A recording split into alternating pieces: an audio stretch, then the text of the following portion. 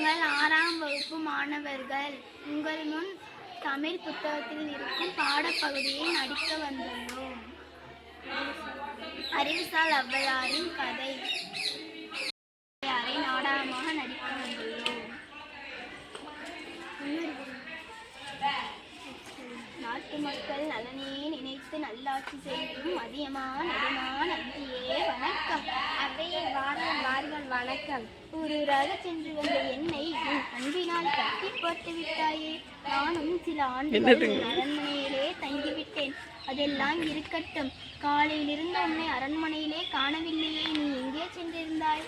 இன்று நாம் அமைச்சரோடும் வீரர்கள் சிலரோடும் காட்டுக்கு சென்றேன். அங்கே இந்த கனியை பறித்து சாப்பிட்டு பார்த்து தாயே.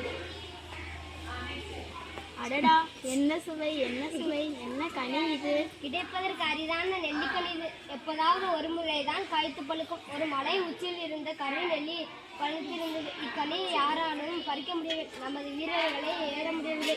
பிறகு நம்ம அரசரே முயன்று மரத்தில் ஏறி அந்த பழத்தை பறிக்கிறார்.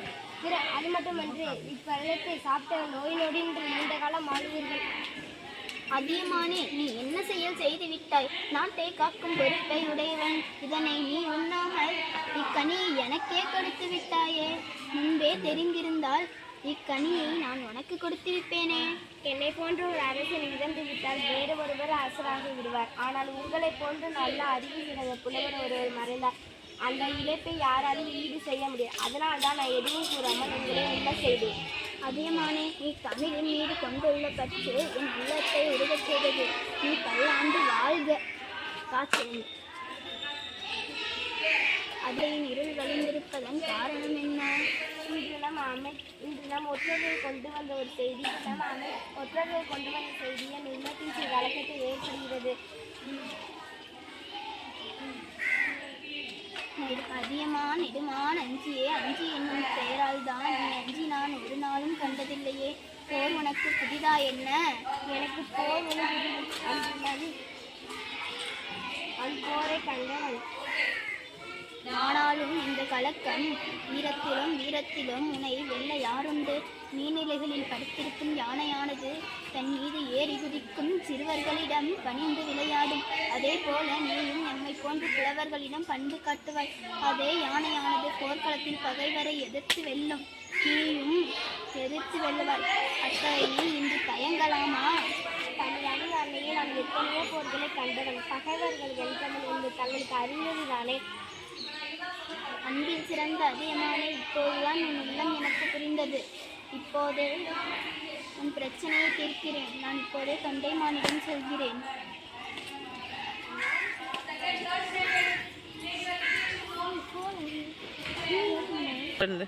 அரசே வாழ்க. சற்று முன் தான் நமது ஒற்றர்களிடமிருந்து செய்தி வந்துள்ளது. அதியமான் சமாதானம் வேண்டி புலவர் ஒருவரை தூது அனுப்பியுள்ளாரா? என்ன, அதியமான் தூது அனுப்பியுள்ளானா? ஆமரசே, அதியமான் தூதுவராக ஔவையார் நமது அரண்மனைக்கு வந்து கொண்டிருக்கிறாரா?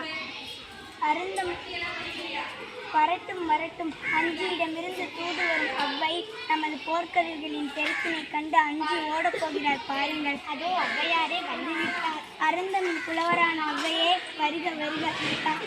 என் பகைவரின் நாட்டில் இருந்து வந்தாலும் தாங்கள் ஒரு தமிழ் புலவர் அல்லவா? தங்கள் வருகை எனக்கு மகிழ்ச்சி அளிக்கிறது. தமிழின் மீது நீ கொண்டுள்ள பற்று என் உள்ளத்தை உருவம் செய்தது. அந்த மகிழ்ச்சியோடு எனது படைக்கலப்பட்டியை பார்த்து வரலாம் வாருங்களே. அதை பார்த்து நான் என்ன செய்ய போகிறேன்? இத்தனை பெரிய படை வலிமையுடைய அரசரோடு உங்கள் அதியமான் மோதப் போகிறான் என்பதை நீங்கள் அறிய வேண்டாமா? அதையும் பார்ப்போம் வா. போர்க்கருவிகளை பாருங்கள் ஔவையாரே. இவ்வளவு பெரிய படைக்கலப்பட்டியை இதற்கு முன் நீங்கள் பார்த்திருக்க மாட்டீர்கள். கருவிகள் அளவு மட்டுமின்றி அதை அழகாக பார்க்கும் முறை கண்களை கவரச் செய்கின்றன. இவ்வளவு பெரிய படைக்கருவிகளா? உங்கள் அதியமானின் படைக்கருவிகளை பற்றி சொல்லுங்களேன். அதை ஏன் கேட்கிறாய்? அதியமானுடைய படைக்கருவிகள் அடிக்கடி போர்க்களத்திற்கு சென்றிருப்பதால் அவனுடைய படைக்கருவிகள் உடைந்தும் நெளிந்தும் கிடைக்கின்றன. அதியமானே, தொண்டைமானே, உன் முகத்தில் கவலை கழிந்திருப்பதன் காரணம் என்ன? உங்கள் சொற்கள் கருவிகள் என்னை குழப்பிவிட்டன. என்ன குழப்பம்? என் படைக்கருவிகளின் அளவையும் அழகையும் பாராட்டி கூறினீர்கள் அல்லவா? அதை கேட்டு என் உள்ளம் மகிழ்ச்சி அடைந்தது. அடுத்ததாக நீங்கள் கூறிய செய்திதான் என்னை சிந்திக்க வைத்துவிட்டது. அதியமானின் படைக்கருவிகள் போரில் பயன்படுத்தப்பட்டு வளைந்தும் நெளிந்தும் கிடக்கின்றன என்று கூறினீர்களே, அதுதான் எனக்கு உண்மையை புரிய வைத்தது. என்னிடம் கருவிகள் தான் மிகுதியாக உள்ளன. ஆனால் நான் போரை கண்டதில்லை. ஆனால் அதியமான் பல போர்களை நடத்தி வெற்றி கண்டவன்.